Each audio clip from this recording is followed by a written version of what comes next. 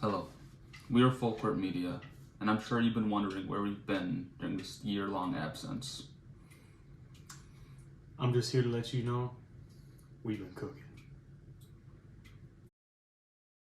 We take care of business. Yeah, the buca de beppo and the spaghetti, you know what I'm talking about. Bitch, I'm an Italian.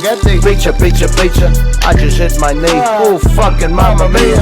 When I eat your mother's cooking, I get diarrhea. When I eat my mother's cooking, I don't get diarrhea.